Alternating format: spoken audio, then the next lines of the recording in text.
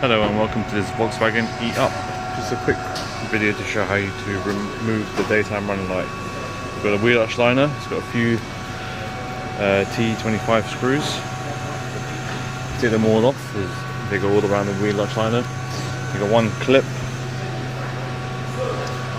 You get that off underneath the bumper, that'll take the wheel arch liner off. And then obviously to start off with, take the wheel off just to get some more space. And then underneath the bumper, or inside the bumper, you've got the daylight running light. You've got the plug connector here.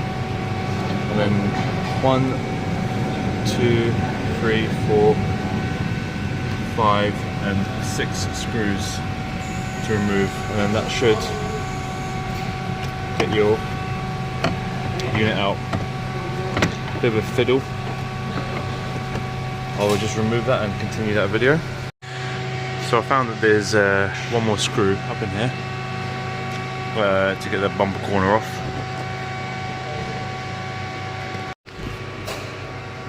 So once you've got that off, you can pull it out and plug in the new one. So we've got the new one plugged in, however, it